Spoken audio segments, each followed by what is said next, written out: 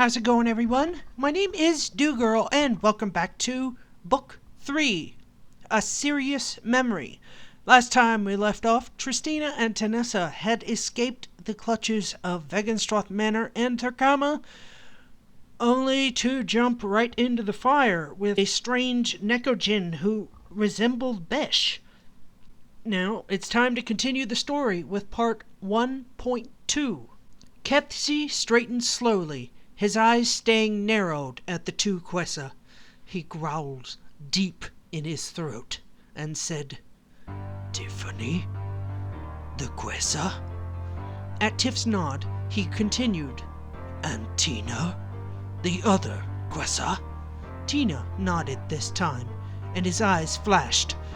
"The twin Quessan daughters of Turkama Wegenstroth?" Snarling, he flashed into a tiger and crouched low. Suddenly, a deafening roar blasted through the forest where the three anthros stood, and Kethsi cringed in spite of himself. Then another cat dropped out of the tree directly behind them and straightened slowly. When the cat spoke, it was, surprisingly, a female's voice. "Hello, young Quessa," she said kindly. "My name is Fisi Ovaracheal." Flashing back into her normal form, she said, "I'm Besh's mother. Come along, and we'll see about meeting up with him. It was his 13th birthday yesterday. I'm sure you know all about that, as he's got the mirror with him. And, well, we know what you did for our son. And we're both so very grateful to you, Tiffany."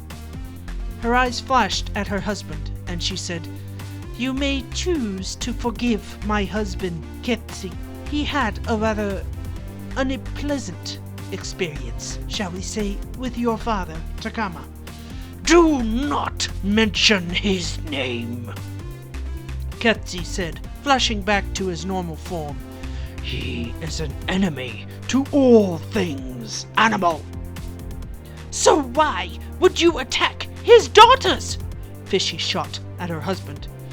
"Because they are his progeny." "And yet they look nothing like him. They look like their mother, thank the gods that be," she replied, smiling at the two Quessa. "Besh has told me about your issue, so rest assured we'll do our best not to activate it." She looked threateningly at her husband. "Unfortunately, holding an irrational grudge is one of my husband's many strengths. Well, come on. With that, the two Quessa followed Besh's mother off through the forest to their den. Besh had been sitting outside, waiting for his mother to get back with Tiff and Tina. He'd shot awake the second they appeared in the forest and told his parents. His father shot off, growling, and his mother growled herself and ran off after him, shouting behind her, "I'll get them, Belisi. Don't worry about your father." So here Besh sat. He heard the ground rustling somewhere he couldn't see, and stood immediately, waiting to see who it was. "Besh!"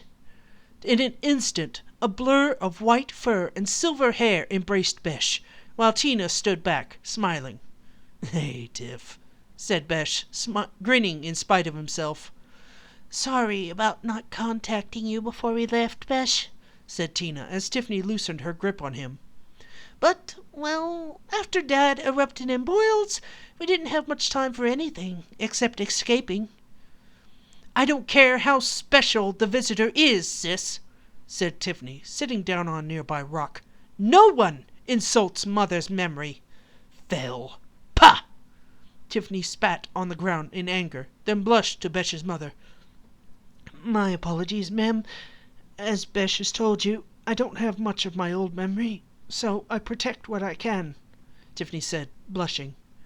Besh's mother smiled and said, "That's perfectly all right, dear. Everyone likes to protect what is theirs." She shot a meaningful look at Besh as she said this, who pointedly looked away just as Kethsi came upon the scene. He looked sullenly at the two Quessa and said, My apologies. I wasn't thinking.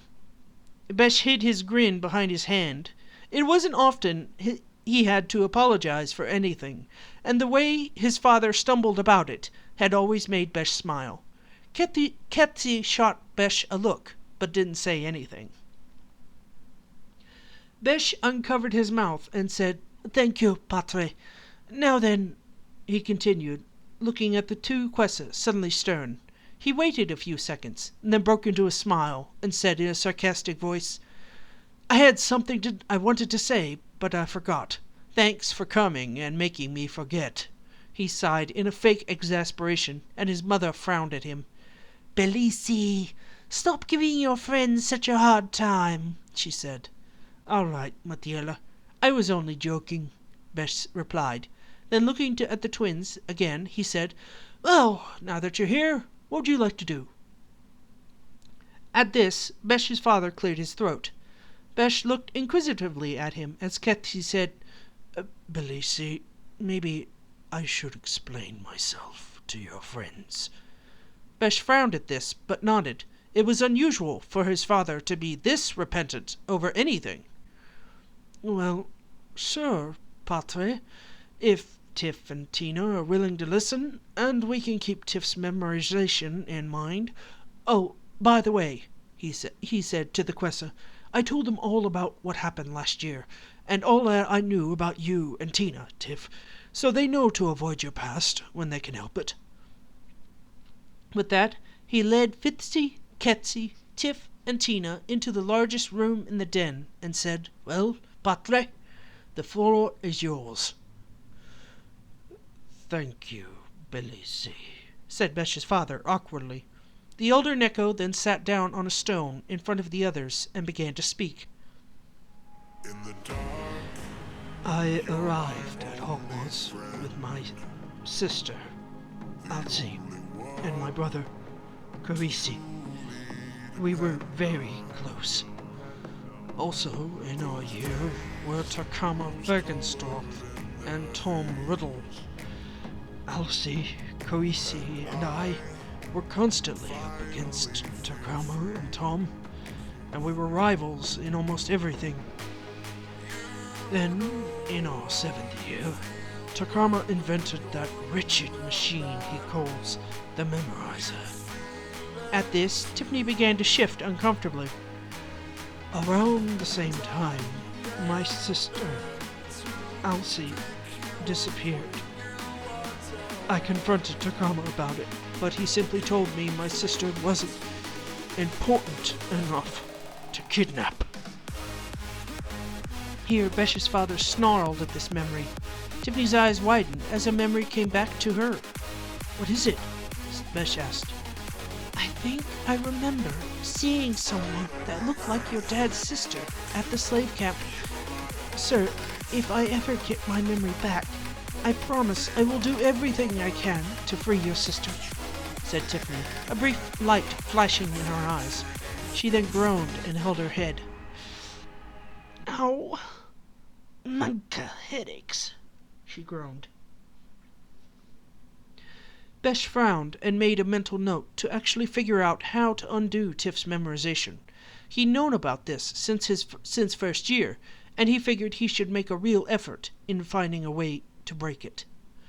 Fitzy looked at Besh and said, "Bellissy, maybe you and your friends should go for a walk." Besh was about to protest, but then he noticed his father looking like he was in major pain. Suddenly he realized that he had never once heard his father mention his aunt. Ever. Only that he had one. He nodded to his mother and said, "Hey, Tiff, Tina, would you want to go take a look around the forest? I'll show you some of my favorite thinking spots." Leading them outside, he said quietly, "Listen, I just realized that, until today, I've never heard anything about my Aunt Alcy, only that I had one. I guess now I know why." He fell silent as they walked, brooding over that information. Yeah, I know it's a bit of a short part, but I think the next part's going to be longer, so I'm going to go ahead and cut it here. Besides, I didn't want to take away too much from Besh's semi-revelation. Thank you all so much for watching. If you liked the video, please like and comment down below. I really do appreciate it. Take care of each other. God bless you all. And I'll see you all later.